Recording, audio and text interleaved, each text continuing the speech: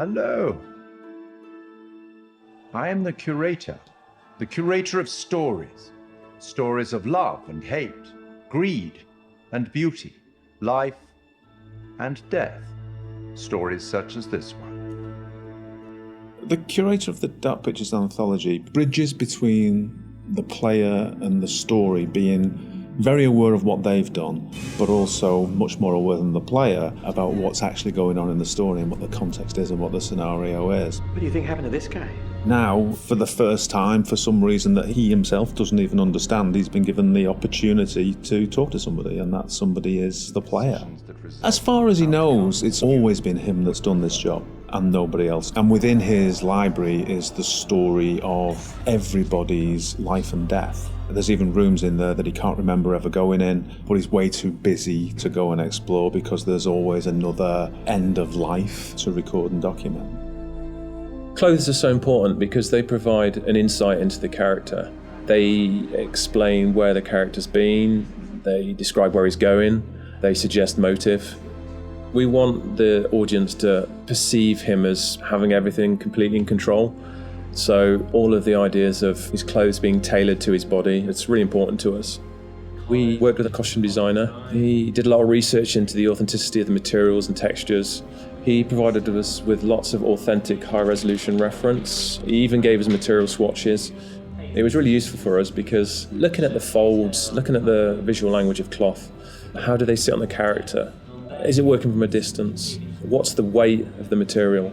It gave us a really good platform in order to produce high-quality, realistic materials. Giving it that depth. I'm here to record the story you choose to tell. I think that whenever you're dealing with a realistic human acting performance and facial expressions, that part of it is so key to transferring the emotion that you want to over to the player. Just the definition and detail that you need now is quite challenging. But there are repercussions. In terms of cameras, it's quite interesting as well because we've talked a little bit before about how we use skewed angles, upshots, tilts and all that kind of thing to create this feeling of unease and anxiety in the horror moments. And for the curator, it was quite the opposite actually. He's very much in control and he knows everything about the game you're playing and he's very much at home in his own environment. So we took the approach to have a lot more flattering shots, a lot more level shots. You look at him at a natural height. You're never like below or above him and it creates this veneer of control. It's almost like it's very straightforward and he's just delivering you these statements. You see, we each make decisions according to our own moral compass. And of course he's British. As soon as we'd established that and who he was and what his personality was, our minds went pretty much straight to Pip Torrens to deliver the performance. And Pip's done a brilliant job bringing everything that we wanted in the curator to life on the screen. And pretty much everything that we shot was nailed on first take by Pip. But the truth of this story isn't fixed. Far from it. A story can change a great deal when told from a different perspective. One thing that was really important for us with the art direction was to somehow differentiate him from the rest of the game that you're experiencing. And with that, we could make a really interesting contrast because as the player, you might be experiencing all this horror, all this craziness, and all of a sudden you're taken out to quite a different and quite an unusual place. So that was a really fun thing to play with. We tried to play up on that contrast and really signal to the player that there was a change happening. The curator addresses the player directly. He's quite ambiguous, he's quite mysterious. You're really not sure if he's there to help you or hinder you sometimes. And I wanted that to kind of be reflected in the art. The corridor that he is in at the start of the game and where you see him a lot of times, we wanted to get this feel of an almost infinite corridor that's got this maze-like feel.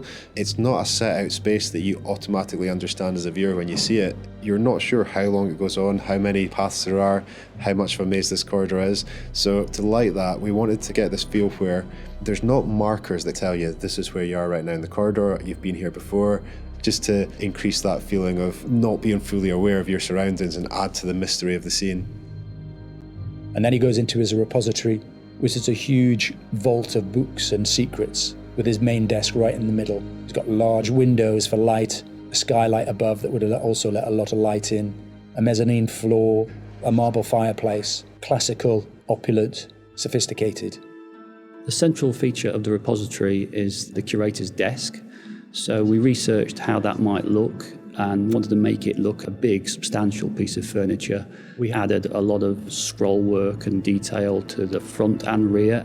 All of the things that you'd expect, the brass fittings for the drawers. There's quite a lot of detail went into that, and we thought we might be seeing that quite close as well again. So in the end, it fits nicely within its environment. It references some of the Victorian era detail that you might see on a piece like that.